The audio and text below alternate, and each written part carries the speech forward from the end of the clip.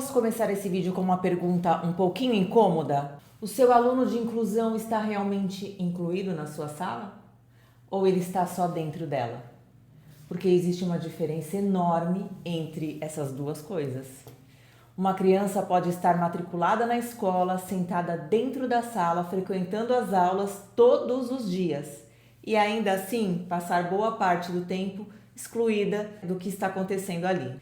E hoje eu quero conversar com você justamente sobre isso. Sem palavras difíceis, sem uma aula cheia de teoria, eu quero trazer para a vida real, porque no final desse vídeo eu quero que você consiga olhar para a sua própria sala e responder: eu estou promovendo a inclusão de verdade? E fica comigo, porque daqui a pouco eu vou te mostrar alguns sinais muito simples que revelam quando nós achamos que estamos incluindo, mas ainda não estamos. E isso pode acontecer com qualquer um de nós. Se você chegou agora, eu sou Priscila Beleze Rabelo e eu sou uma multiprofessora. Quer ver? E aqui a gente conversa sobre alfabetização, inclusão e sobre a realidade de quem está todos os dias dentro de uma escola. Então, já se inscreve no canal, porque se esse assunto faz parte da sua realidade, você vai encontrar muita coisa por aqui. Agora vamos conversar. Imagina uma situação. A professora está explicando uma atividade, todo mundo abre o caderno, todo mundo começa a fazer e aquele aluno fica ali, sentado. Talvez com uma atividade completamente diferente. Talvez esperando alguém ajudá-lo ou talvez mexendo em outra coisa. Talvez sem nem entender o que está acontecendo. Fisicamente ele está aonde? Na sala. Mas pedagogicamente, ele está participando daquela aula? Talvez não. E esse é o primeiro ponto que eu quero que você guarde. Presença não é sinônimo de inclusão. Inclusão precisa envolver participação e possibilidade real de aprendizagem. E atenção, isso não significa que todas as crianças precisam fazer exatamente a mesma coisa. Essa confusão é muito comum. Daqui a pouco eu vou falar sobre isso porque existe uma diferença enorme entre igualdade e equidade dentro da sala. E às vezes o professor pode pensar: mas Priscila, se eu der uma atividade diferente para ele, eu não estou excluindo? Não necessariamente, porque inclusão não significa todo mundo recebe a mesma folha no mesmo tempo da mesma maneira. Olha um exemplo bem simples. Eu quero trabalhar leitura e palavras com a turma. Uma criança consegue ler a palavra sozinha, outra precisa de apoio de imagens, outra precisa que eu reduza a quantidade de palavras, outra talvez consiga responder apontando. O objetivo pode continuar sendo a aprendizagem. O caminho para chegar até ela é o que pode mudar. E isso é muito importante. Porque tratar todos exatamente da mesma maneira quando as necessidades são diferentes nem sempre é inclusão. Às vezes, a barreira está justamente na maneira como nós estamos ensinando. Presta atenção nessa cena porque talvez você já tenha visto isso. A turma está fazendo uma atividade de alfabetização. E para o aluno com deficiência, alguém entrega um desenho para pintar. A turma está produzindo texto. Ele está pintando. A turma está trabalhando matemática. Ele está pintando. A turma está fazendo uma experiência e ele está pintando. Gente, pintar não é adaptação curricular automática. Claro que a pintura pode fazer parte de uma atividade pedagógica. Legal, pode mesmo. O problema é quando ela vira apenas uma maneira de manter aquela criança ocupada enquanto os outros aprendem.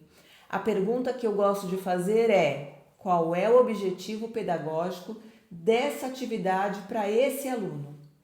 Se eu não consigo responder, eu preciso repensar. Agora chegamos a uma mudança de pensamento que para mim faz toda a diferença.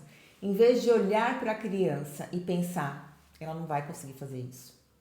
Experimenta perguntar: o que está impedindo essa criança de participar? É a quantidade de informação? É a linguagem?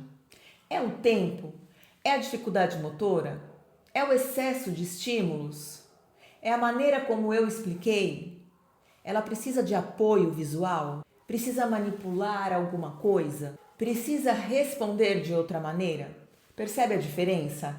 Eu paro de olhar apenas para aquilo que a criança não consegue e começo a olhar também para as barreiras que estão entre ela e a aprendizagem. E quando eu consigo identificar a barreira, fica muito mais fácil pensar em estratégia. Agora eu sei que muitas professoras que estão assistindo estão pensando: Priscila, tá, tudo isso é lindo, mas eu tenho uma sala cheia, eu tenho 30 alunos, eu sei. E eu acho importante falar disso porque senão parece que a inclusão acontece num cenário perfeito, lindo, e a gente sabe que não é assim. O professor tem planejamento, registro, conteúdo, famílias, reuniões, avaliações e muitas vezes recebe um aluno que precisa de apoio sem ter recebido a formação ou os recursos que gostaria. Então, inclusão não pode virar mais uma cobrança colocada exclusivamente nas costas do professor. Mas existe uma coisa que podemos começar a fazer: planejar pensando na diversidade desde o início. Em vez de preparar uma aula para um aluno imaginário que aprende de uma única maneira e depois adapta tudo para aquele que ficou de fora, eu posso pensar: como posso apresentar isso de mais de uma forma? Fala, imagem, objeto, movimento, exemplo, material concreto, demonstração. Isso se aproxima muito de uma ideia importante da educação inclusiva: oferecer diferentes possibilidades de acesso à aprendizagem. E sabe o que é mais interessante? Muitas dessas estratégias não ajudam somente o aluno público-alvo da educação especial.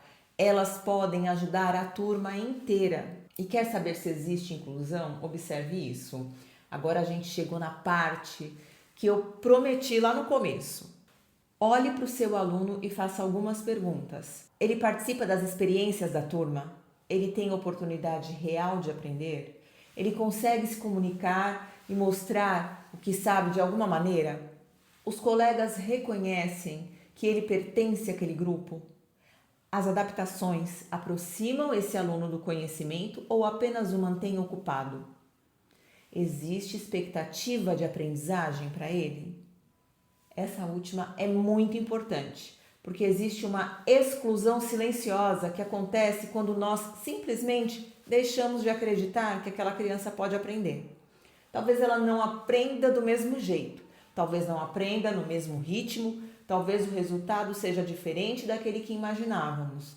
Mas inclusão também é continuar enxergando naquela criança um aluno que aprende. E a inclusão também é pertencimento.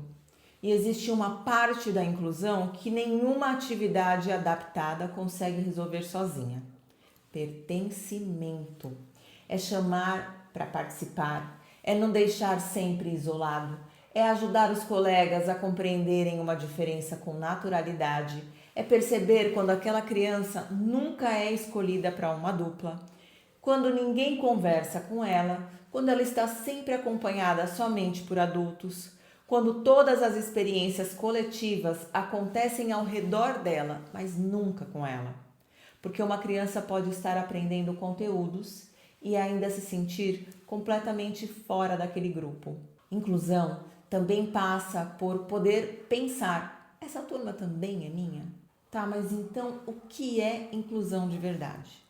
Se eu tivesse que resumir toda essa nossa conversa em poucas palavras, eu diria: inclusão de verdade não é colocar a criança dentro da sala e esperar que ela se adapte à escola.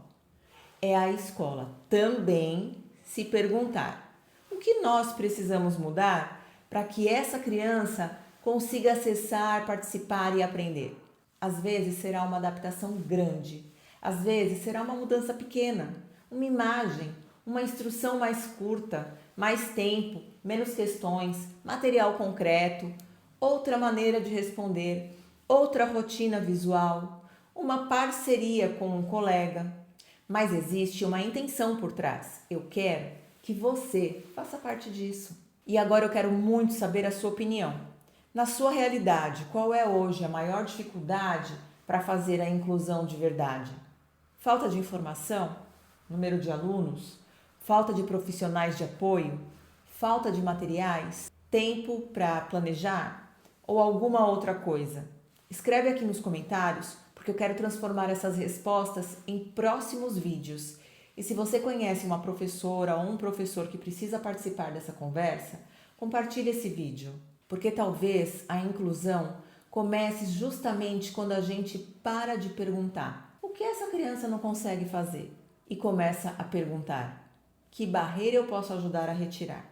Eu sou Priscila Beleze Rabelo e a gente se encontra no próximo vídeo. Até!